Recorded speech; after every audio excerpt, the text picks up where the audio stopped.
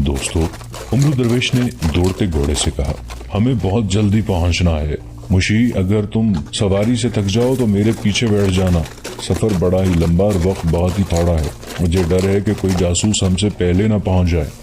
जासूस भी दारुल हुकूमत को रवाना हो गया था। ये वही था जो अली बिन सुफियान के आदमियों की हिरासत से भागा था। वो एक वादी में चला गया था क्योंकि उसे ताक़ुब का डर था।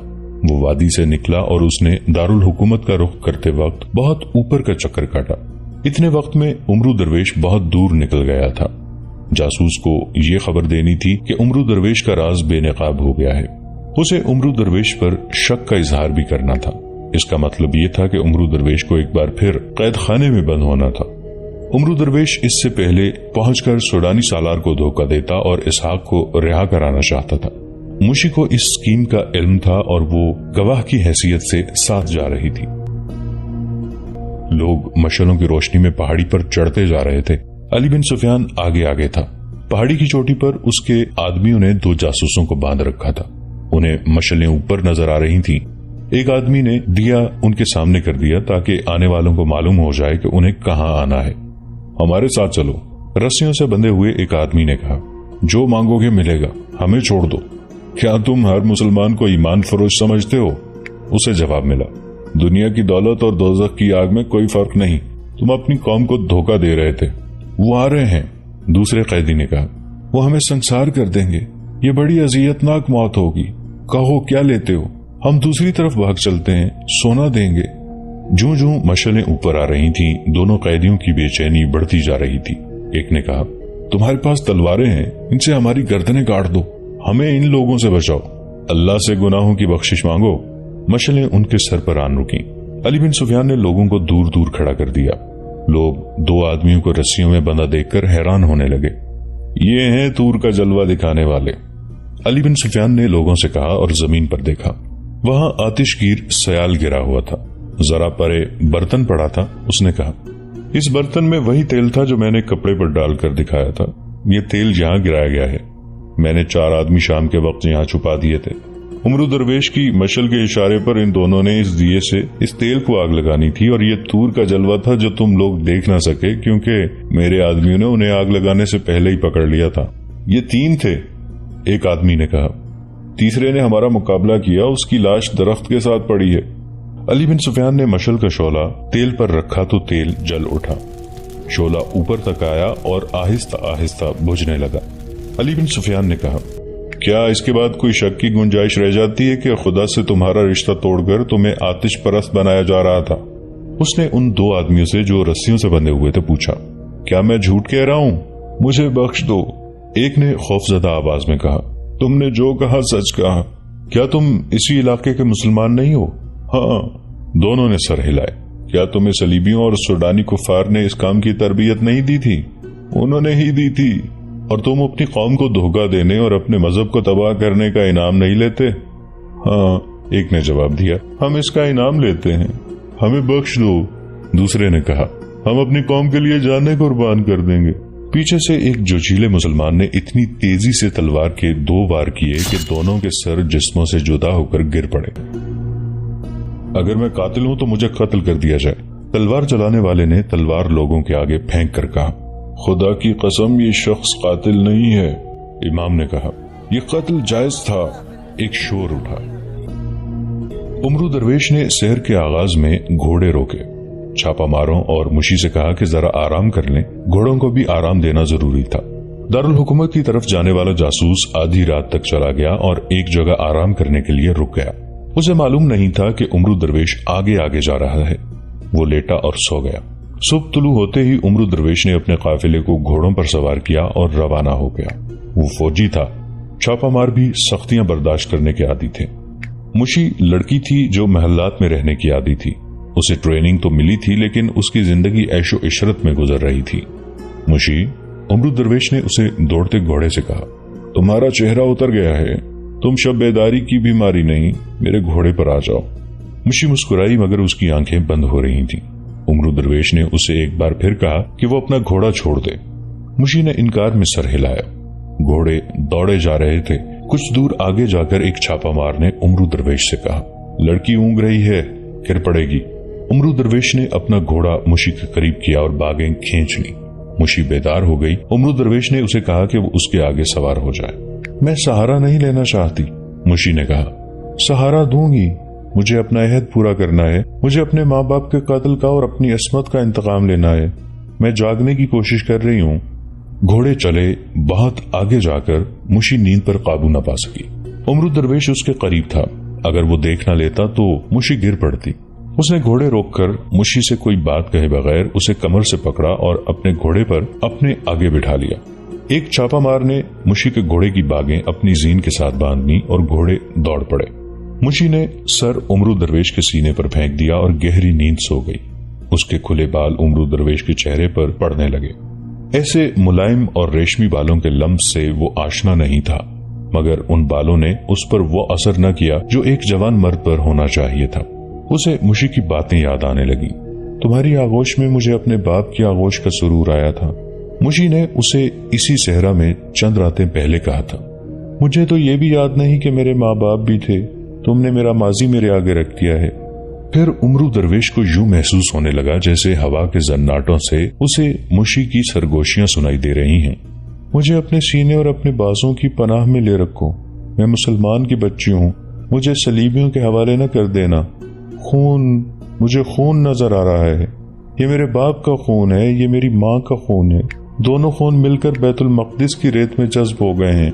उमरू दरवेश, तुम्हारी रगों में हाशिम दरवेश का खून दौड़ रहा है। तुम्हें इस लहू का खिराज वसूल करना है जो बैतुल मक़दिस की रेत में जज्ब हो गया था। तुम्हें फलस्तीन की आबरू पुकार रही है। क़िबला अव्वल को दिल से उतार न देना हाशिम के बेटे। छापामारों ने देखा कि उमरू दरवेश ने घोड़े को एड़ लगा दी थी। छापामारों को भी अपने घोड़ों की रफ्तार तेज करनी पड़ी। मुशी के बाल और ज्यादा बिखर कर हवा के जन्नाटों से उसके चेहरे पर उड़ने लगे। उमरू दरवेश, एक छापामार ने घोड़ा उसके करीब करके कहा। घोड़े किसी चौकी से बदलने की तो उम्मीद नहीं। घोड़े को इस तरह ना मारो, जरा आहिस्ता चलो। उमरू दरवेश ने छापामार की तरफ देखा और मुस्कुरा दिया। उसने घोड़े की रफ्तार जरा कम कर दी और बोला, खुदाए जुल जलाल हमारे साथ है, घोड़े थकेंगे नहीं। उसकी आवाज से मुशी की आंख खुल गई। उसने घबरा कर पूछा, मैं कितनी देर सोई रही? मेरा घोड़ा कहाँ है? तुम तो सो गई थी, उमरू दरवेश ने कहा, लेकिन मेरे ईमान की जो रग सोई हुई थी वो जाग उठी। उठो, अपने घोड़े पर सवार हो जाओ। हम शाम तक मंजिल पर पहुंच जाएंगे। अली बिन सुफियान उसी गांव में चला गया था जिसे मुसलमानों ने अपनी जमींदोज सरगर्मियों का मरकज बना रखा था। उसने अपने छापामारों और जासूसों के सपुर्द ये काम किया था कि तमाम इलाके में फैलकर उमरू दरवेश की शोबदाबाजियों की हकीकत बता दें। उसने वहां के लीडरों को बताया कि वो लोगों को तैयार कर लें। ये इलाका बहरहाल सूडान का था, जहां मुसलमानों को मनमानी करने की इजाजत नहीं थी। सूडानी फौज हमला करने का हक रखती थी। मुसलमानों ने अपने इलाके में अपना कानून राइज कर रखा था। उन्होंने जिन जासूसों को गिरफ्तार कर लिया था उन्हें अपने बनाए हुए कैद खाने में डाल दिया था। उन्हें सजा देनी थी जो सूडानी कानून के मुताबिक जुर्म था।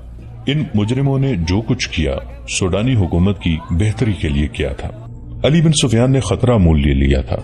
उसने छापामारों की 2 पार्टियां तैयार कर ली। कैद खाने में इसहाक को एक अच्छे कमरे में रखा गया था।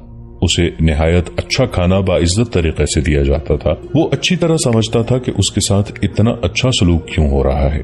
उमरू दरवेश उसे अपनी पूरी स्कीम बताकर गया था। इसहाक तन्हाई में बैठा उसके मुतालिक सोचता रहता था। उसे 2 खतरे नजर आ रहे थे। एक ये कि उमरू दरवेश ने कैद खाने की अजियतों से तंग आकर सूडानियों के हाथों में खेलना शुरू कर दिया होगा। दूसरा खतरा ये कि उमरू दरवेश कहीं अपने ही मंसूबे की नजर ना हो गया हो। इसहाक अपने फरार के मुतालिक भी सोचता रहता था, लेकिन उसे कोई सूरत नजर नहीं आती थी। सूडानियों के लिए वो कीमती कैदी था जिस पर उन्होंने इजाफी पहरे लगा रखे थे। जब से उमरू दरवेश उससे अलग हुआ था, उसे किसी ने नहीं कहा था कि वो अपनी कौम को सूडान का वफादार बनाए। सूडानी सालार जो उसके पीछे पड़ा रहता था उसके सामने भी नहीं आया था। सूरज गुरूब हो चुका था। 4 घोड़े सूडान के दारुल हुकूमत में दाखिल हुए और सीधे फौज के मरकज के सामने जा रुके। उमरू दरवेश को मालूम था कि उसे कहां जाना और किसे मिलना है। उसे ज़हनी तखरीबकारी की तरबियत यहीं से मिली थी। उसने मुहाफिज दस्ते के कमांडर को उस सूडानी सालार का नाम बताया जिसने उसे इस काम के लिए तैयार किया था। उसे फौरन सालार के घर पहुंचा दिया गया। ناکام لوٹے ہو یا کوئی اچھی خبر لائے ہو؟ سوڈانی سالار نے اسے دیکھتے ہی کہا۔ اچھی خبر اس سے سنیں۔ امرو درویش نے عاشی کی طرف اشارہ کر کے کہا۔ آپ مجھ پر شاید اعتبار نہ کریں۔ مشی تھکن سے چور پلنگ پر گر پڑی۔ وہ مسکرا رہی تھی۔ اس نے امرو درویش سے کہا، انہیں ساری بات خود ہی بتاؤ اور ذرا جلدی کرو، ہمارے پاس اتنا وقت نہیں ہے۔ ہماری مہم اتنی جلدی کامیاب ہوئی ہے جس کی مجھے بالکل امید نہیں تھی، امرو درویش نے کہا اور پوری تفصیل سے سنایا کہ اس نے کس طرح پانی کو آگ لگائی اور تور کے جلوے دکھائے ہیں، اور اس کے بولنے کا جو انداز تھا اس نے مجھے تو حیران ہی کر دیا تھا۔ مشی نے امرو درویش کے متعلق کہا، لوگ اس کے شعبدوں سے اتنے متاثر نہیں ہوئے تھے جتنے اس کی زبان سے۔ کیا آپ کو ابھی تک کوئی نہیں بتانے آیا کہ وہاں ہم نے کس حد تک کامیابی حاصل کر لی ہے؟ امرو درویش نے پوچھا۔ کوئی بھی نہیں آیا، سوڈانی سالار نے کہا۔ میں تم دونوں کے متعلق پریشان تھا۔ امرو درویش کو یہ سن کر اطمینان ہوا کہ یہاں ابھی تک کوئی جاسوس نہیں پہنچا۔ جاسوس جو مسلمانوں کی حراست سے فرار ہو کر آ رہا تھا ابھی دور تھا۔ اس کی رفتار وہ نہیں تھی جو امرو درویش کی تھی، اس رفتار سے اسے صبح کے وقت پہنچنا تھا۔ امرو درویش کا دھوکہ اسی جاسوس کی غیر حاضری میں ہی چل سکتا تھا۔ اس کے پہنچتے ہی اصل صورتحال کو بے نقاب ہونا اور امرو درویش کو قید خانے میں بند ہونا تھا۔ اب مجھے اسحاق کی ضرورت ہے، امرو درویش نے کہا۔ میں آدھے سے زیادہ مسلمانوں کے ذہن صاف کر چکا ہوں۔ میں نے انہیں اس پر آمادہ کر لیا ہے کہ وہ سوڈان کے وفادار ہو جائیں۔ میں نے صلاح الدین ایوبی کے خلاف نفرت اور دشمنی پیدا کر دی ہے۔ میں نے ثابت کر دیا ہے کہ صلاح الدین ایوبی فرعونوں کا جانشین ہے۔ اب مسلمانوں کو اپنا کوئی قائد کہہ دے کہ ہمیں سوڈان کا وفادار ہونا چاہیے۔ اس علاقے کی تمام تر آبادی آپ کی ہوگی۔ میں نے وہاں معلوم کیا ہے اور خود بھی جانتا ہوں کہ یہ قائد اسحاق کے سوا کوئی نہیں ہو سکتا۔ اسے وہاں کے مسلمان پیر اور پیغمبر مانتے ہیں، مگر اسحاق سے منوائے کون؟ سوڈانی سالار نے کہا، میں اسے اس خطے کی عمارت کے لالچ دے چکا ہوں۔ اسے ایسی اذیتیں دی ہیں جو گھوڑا بھی برداشت نہیں کر سکتا۔ مشی بھی ناکام ہو چکی ہے، اب مجھے کوشش کرنے دیں، امرو درویش نے کہا۔ اسے قید خانے سے نکال کر اسی کمرے میں بھیج دیں جہاں آپ نے اسے ایک بار رکھا تھا اور مجھے بھی رکھا تھا۔ آپ اس کے دشمن ہیں، میں اس کا ساتھی ہوں۔ کیا وہاں عاشی کو ایک بار پھر نہ آزمائیں؟ سوڈانی سالار نے پوچھا۔ نہیں، امرو درویش نے جواب دیا، میں اب اپنی زبان کا جادو آزماؤں گا۔ اسے اگر ابھی اس کمرے میں لے جائیں تو مجھے امید ہے کہ صبح تک میں اسے اپنی چال میں پھنسا لوں گا۔ میرے پاس زیادہ وقت نہیں، اس علاقے سے میری غیر حاضری لمبی نہیں ہونی چاہیے۔ آپ جانتے ہیں کہ وہاں مصری جاسوس بھی ہیں۔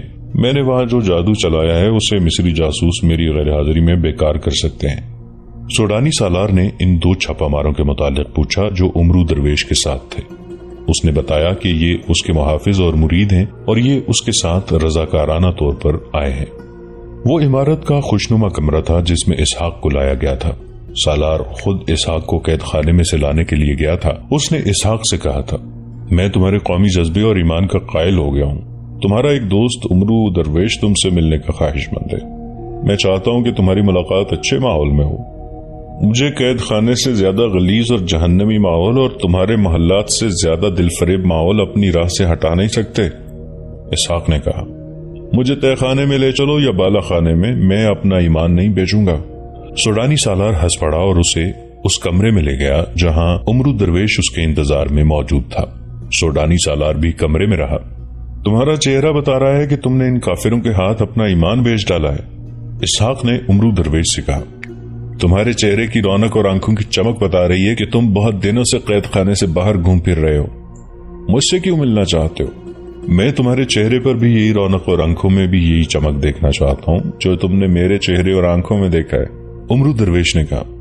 ذرا مجھے مہلت دو، ذرا سی دیر کے لیے اپنا دل اور اپنا ذہن مجھے دے دو، تحمل اور اطمینان سے میری بات سن۔